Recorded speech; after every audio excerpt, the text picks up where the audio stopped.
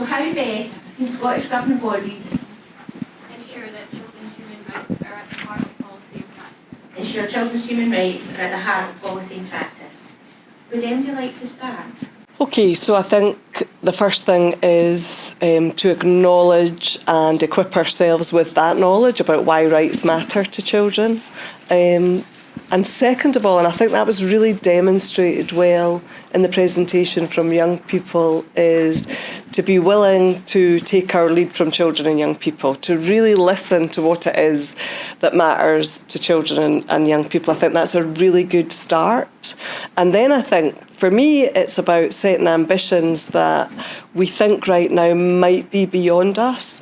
What's the absolute best outcome that we hope to achieve for children and young people, and work back from that and think about all the the practice mechanics, the individual things that you can do as a coach or a person on a governing body or somebody that's interested in sport, to stand up and alongside children to make sure that their rights to participate, to be safe, to be included, and to get all the support they need are in place.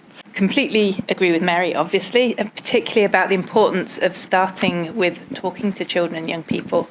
But I think what excites me about this challenge is that your sports governing bodies, you're all about knowing the benefits of training for things. You all know about practice, and you all know about learning techniques from different people, different groups.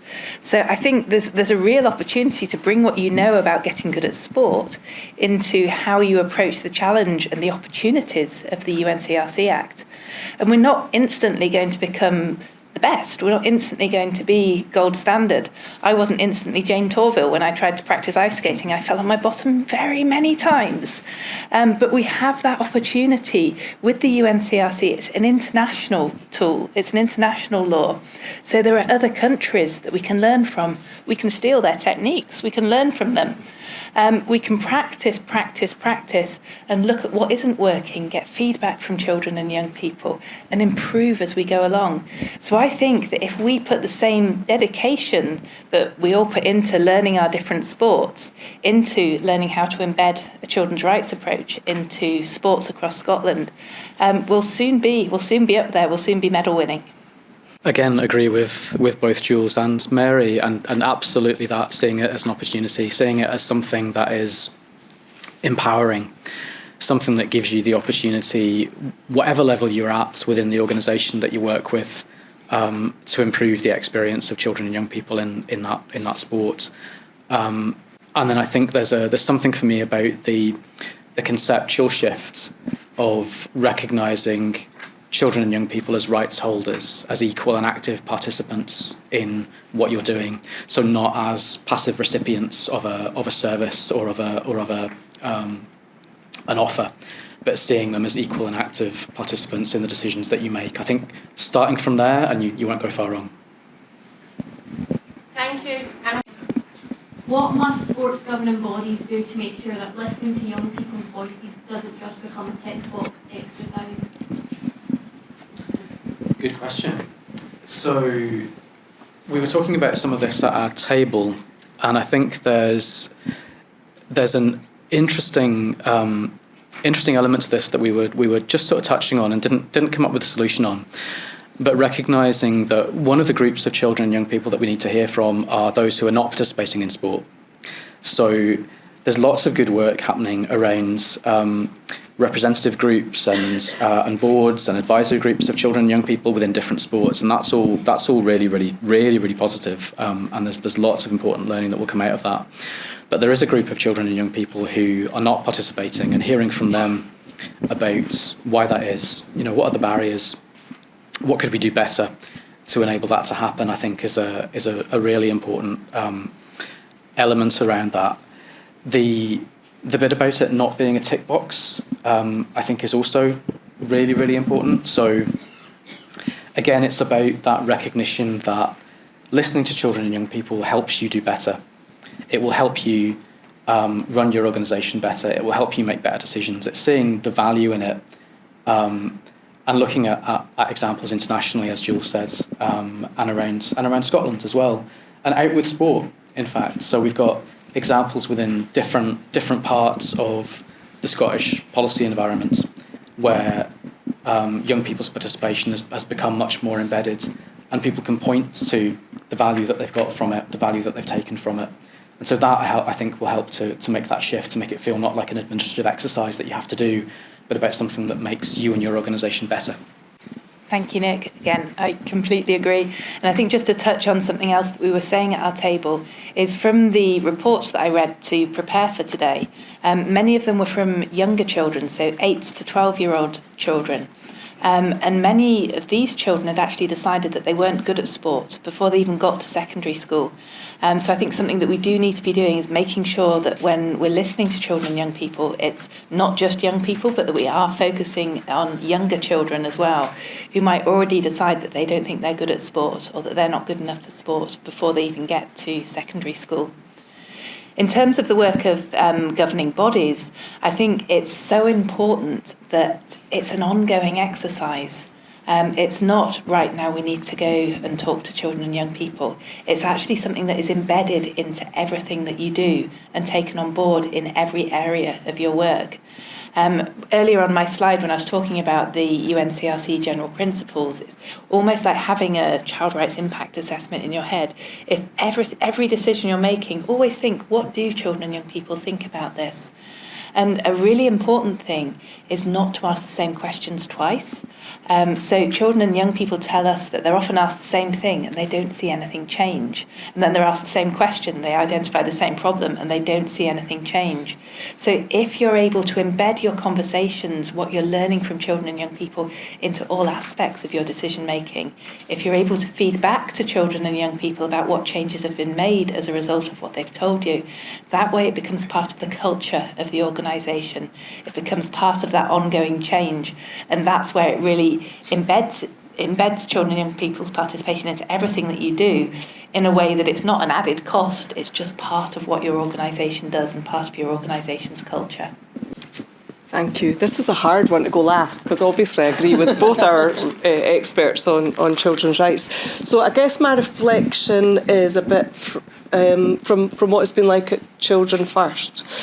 Because I think it's we're an organisation, a charity that have long held children's rights at the heart of our work, and we've talked a lot about how do we give voice to children and how do we listen to children and young people, and we've learned over the years that it is easy to talk about, but it's actually really difficult to do it with sensitivity, with care, in a way that really moves from just listening to voices, but taking action on behalf of those children and young people based on what they've told you.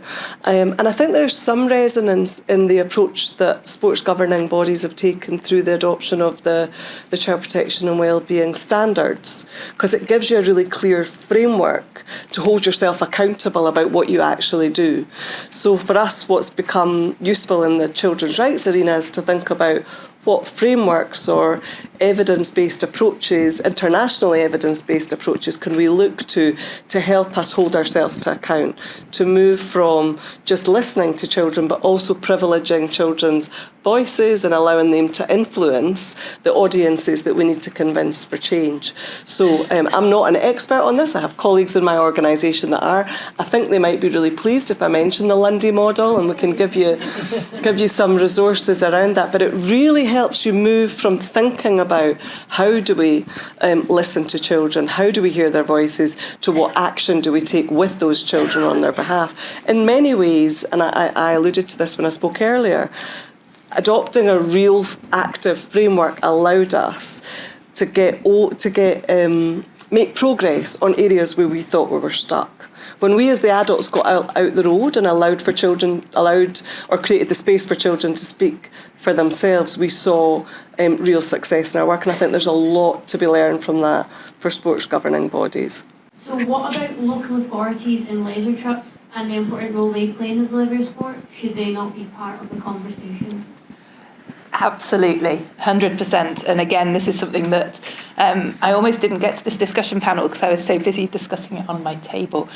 But I think this is what really excites me about the UNCRC Incorporation Act. It's a tool for sports governing bodies to actually hold local authorities to account and to push local authorities to invest in the infrastructure and the whether it's transport, whether it's sports playing fields, whether it's activities like that. It really helps sports governing bodies to actually hold local authorities to account. And I know there's no money, but there is some money, and that money is prioritised according to whatever interests politicians, local authorities, national government have at that time. And I think we do need to be having that conversation. Do we value the fitness of our nation? Do we value the activities of our nation? Do we value children's involvement in sport and the mental, the physical, the psychological difference that makes to enable them to thrive? The Scottish Government talked about there being a revolution in children's rights. This was their intention behind the UNCRC Incorporation Bill. Revolutions don't happen easily. And so really, if we're to get that revolution for children's rights, we all need to be holding national government to account and local government to account in what they do to support us and to support sports governing bodies to really ensure that all children's right to sport is realised. So they need to be part of this conversation. I mean, Nick said earlier that jaw's better than law. It's much better to have conversations, work out the challenges for local authorities, work out some of the obstacles that they're facing. It's much better to have those conversations rather than have to resort on the courts. But we need to be thinking about where we spend our money, because where we spend our money shows what we value. And if we value children's rights, and if we value what sport can do to the realisation of children's rights, we have to have local authorities and we have to have national government in the room as well. Thanks, Jules, and I agree with all of that. Maybe we should just start with the presumption that we agree with what each other are saying. And actually, yeah, local authorities and Scottish governments. So I didn't get as much time to go into this either in my research or in my presentation, but I touched on it around the Norwegian example. And one of the things that did come through, I think, and I would have liked to have looked into it in a bit more detail, was the extent to which the Norwegian government is bought into that idea of children's rights standards. And it's because of something I said at the start of my presentation around seeing children's rights, not just in terms of the benefit they provide to individual children, Jules has set that out, very, very articulately, but seeing the social and economic and other benefits that having rights-respecting cultures in sport bring to the country as a whole. So they provide at both central and local government level quite significant support. I haven't done the comparator to see whether it's more or how much more it is than Scotland's, but it's exactly because they value it. Goes back, I think, to my point about don't tell me what you value, show me what you're spending your money on. So that both local and national government are a really important partner here. I won't say much more actually, because of course I totally agree. I guess it's about thinking, how do we get them in the conversation, because they definitely need to be in it, and sometimes the way to get people in a conversation is to be offering them something. So as well as asking for their investment, their commitment, we might want a conversation about what sport can offer to solve some of the challenges and difficulties that local authorities have. So we were reflecting in our group about yesterday's news conversation about children's behaviour within schools, increasing levels of violence, the breakdown in relationships between pupils, young people and their teachers. Does involvement in sport, investment in sport, help local authorities overcome some of those challenges in a really positive way? So I guess it's both a challenge and holding accountable and a request, but it's also reminding local authorities that there's a really good opportunity here if we work together to address some challenges and also promote some opportunities. What do you see as playing a key role in the inclusion and accessibility for sport for children going forward? I think the starting point has to be for it to be led by children and young people. So going back to some of the stuff that was said earlier about adults making assumptions about what children can and can't do, I think there's a need you don't need to be an expert, but you need to be curious and you need to be empathetic. and you need to recognise that the child is the expert in their own lives, and involve them in the discussion from the start. That's for individual children and young people. You need an organisational culture, obviously, that both requires and empowers people to do that. So that's about leadership. That needs to come right from the top of the organisation. And the conversation that we were having about, and my kind of challenge, I guess, around what would a set of children's human rights principles for Scottish sport look like, I think that idea of diversity and inclusion would absolutely be part of that. Agree with Nick. I think the thing that I would add would be representation and visibility, because I think that the stories that we were being told earlier, I think so often adults make assumptions, children and young people make assumptions about what they can do, what they can't do. I remember that from being a child myself. I grew up in a generation where girls didn't play football. We didn't get the chance at school. We didn't play rugby. I'd have been quite good at that, actually, I think. I went to do ice skating instead because I thought that was what girls did. And so I think representation is absolutely key. Until you see other people like you doing what you want to do, you don't necessarily think it's possible. And I think until adults see children surprising them, astounding them, doing things that they don't think is possible, adults will continue to shut children and young people down. So I think it's so important that we have that diversity, we have that representation, and that children and young people grow up knowing that anything is possible and that they'll be supported by the adults around them to try and achieve their dreams. All of that, and also thinking about what barriers are in place and what responsibility do we have to remove those barriers so that all children and young people can access sport. And I think I'll leave that there because I think that was really comprehensive answer. I think it really is important. We talked a lot in our group about this particular issue and what part as organisations we can play in campaigning for that visibility, and also for talking about and identifying with children and young people what are the barriers, what are the attitudinal, cultural and behavioural, as well as practical barriers that we need to remove. Just ask, should Scottish Government not be investing finances rather than cutting them, meaning closures and stuff like that? It's a very good question. I don't know either of you has been the answer. I'll count us in while we all shout yes. Jules had a really good idea, but I don't know if you want to talk a bit about the hobby premium that came up. That was a really practical solution. This isn't something I'm an expert on. It's somebody else's idea that I'm parroting. But somebody called Amy Woodhouse, who used to be at Children in Scotland, she's now Chief Executive of Parenting Across Scotland, has recently done a research visit to Finland and to Iceland. She's going to be presenting on this on the 21st of March online. So we can try and share information about it if you want. But her research was based on the premise. So the research done in Scotland has shown that parents spend approximately £35 a month on each child's hobby. That's very much an average. And that hobby, it could be sport, it could be knitting, it could be anything, any kind of hobby, drawing. But each parent spends £35 a month. But in areas areas that are experiencing poverty, that's one of the first things to get cut from a family's budget, and the family doesn't have the money to spend on the child's hobby, whether that's sport or whether that's knitting. So what they do in Finland and in Iceland is have a hobby premium, where the government invests in supporting children and young people to have hobbies. There's different models, so you need to learn from Amy, not me, as to how this is done, whether it's done as a voucher, whether it's done as a payment, whether it's actually made as a payment to sports clubs or knitting clubs, if you get them, hobby clubs, I don't know.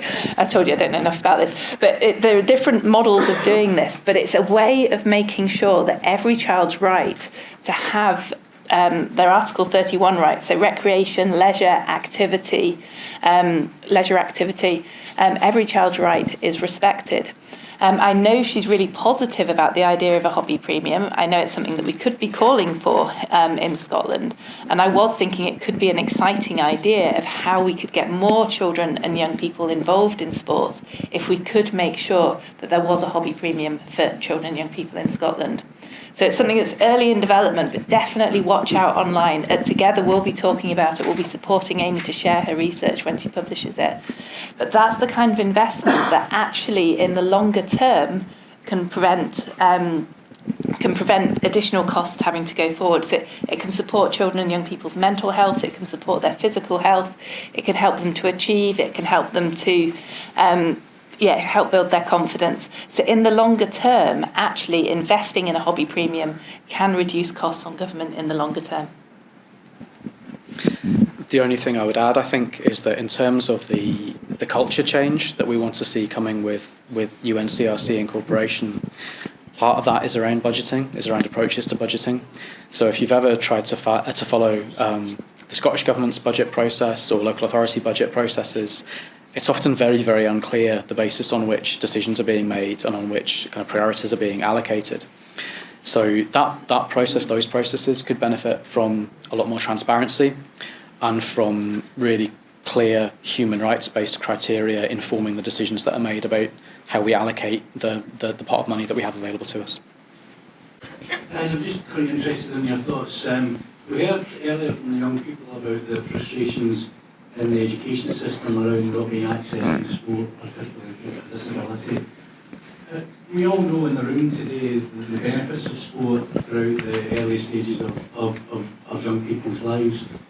What's your thoughts on how we better engage with the education sector and bring the education sector along with us in that journey to allow young people to have a voice in primary and secondary school to encourage more sport and more physical activity in that space?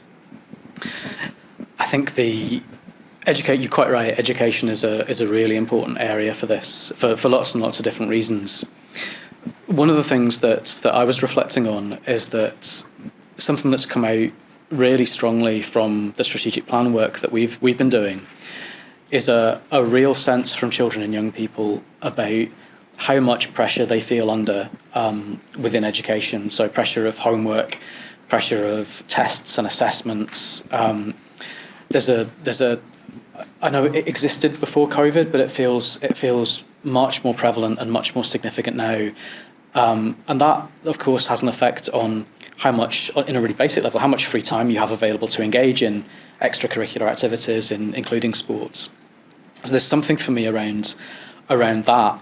And it also goes to the point that Mary was making around not seeing these as either ors, not seeing them as separate, but seeing them as kind of things and areas that can contribute to one another. There's obviously a lot of work kind of going on in education and has been going on for some years around trying to embed a children's rights-based approach, trying to encourage the participation and involvement of children and young people in decision-making within schools. I genuinely don't know how much of that touches on sports. I think it's a really, really interesting question to ask. Jules or Mary might have a better idea. But the schools and the education sector are absolutely key partners in all of this. Can I maybe just clarify my question a wee bit? I mean, through Active Schools we have a very strong component in the extracurriculum space. I was really focusing on the curriculum space and those head teachers who maybe prioritise other parts of the curriculum over and above sport and physical activity. How do we encourage them to recognise that, for me, sport is equally as important as some of those other areas of curriculum? So again, I think it's about, if you start from a human rights point, then what you're considering is the child's right to education, but education in its broadest sense. So the ability to participate in sports and in other activities is part of your right to education. It's not that education is when you're sitting at your desk and you're doing kind of formal work and then sport is something else. Sport is part and parcel of your right to education, and seeing it in that way, I think is the way that we start to kind of shift some of that. Not much to add on that aside from this is a call that I sort of very strongly in the work that I read from children and young people about their views on sport and their involvement in sport, that they want space created within the curriculum for them to be able to take part in more sports in schools. It was a really, really strong call in all the reports I read ahead of today. And so perhaps we need to do a bit of a pincer movement. We've got the sports governing bodies, we've got the children and young people, we'll get education in the room, and I think that conversation needs to continue. And I think at the moment we do have a really big opportunity with the UNCRC Incorporation Act. People know there's something big, it's on the horizon, it comes in July, things need to change. So I think at the moment we've got that environment where people are up for having these conversations, exploring what a rights-based approach to education looks like. And I think if we can make sure that sports governing bodies are part of that conversation with education and children and young people are leading it, then I really hope that this is one of the very many benefits that we get to see out of children's rights becoming binding in Scotland through the new Act. Yeah, and very similar. I mean, I think your question specifically about how do you do that?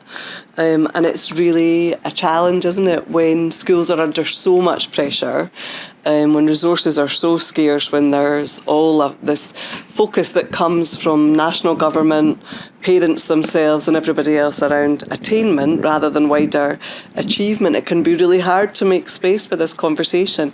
So I think the first thing, as Jules says, is to invite them into the conversation and invite them to really reflect, as we've all done at points today, about how important sport's been in their own lives. Because I think it's really hard to find adults in any walk of life who wouldn't agree that at some point involvement or engagement or excitement about participating in or watching or being really good at sport was something that benefited them across their whole lives. And it's about reminding adults that are responsible for education and schools that's an integral approach to sport means that children, they become better at maths, they become better at teamwork, they become more curious, they become more resilient, they become more focused when they get an opportunity to participate in sports. And sometimes people just forget, adults in particular forget, when your head's down and you're really busy on all the other pressures that are on you. So I think it's about inviting them into this conversation. Maybe we specifically target some of the ongoing conversation at education, and we encourage those in education who are responsible for this to really listen to what children and young people are saying, because it's really clear and it's really powerful.